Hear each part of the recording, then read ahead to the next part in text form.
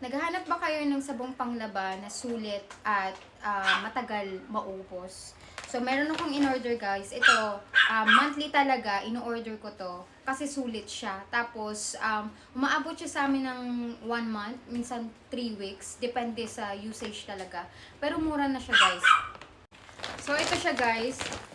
Nasa, alam ko, 7 kilos na siya. So, 7 kilos. Binili ko lang to siya nasa 500 plus. SNR to guys, SNR. So, dun ako laging nag-o-order.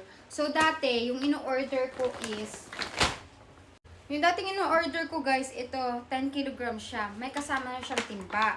So, ngayon, nag-stop ako nitong mag-order. Kasi nga, madami ng timba. So, ang ginawa ko, nag-order na lang ako na parang pa-refill.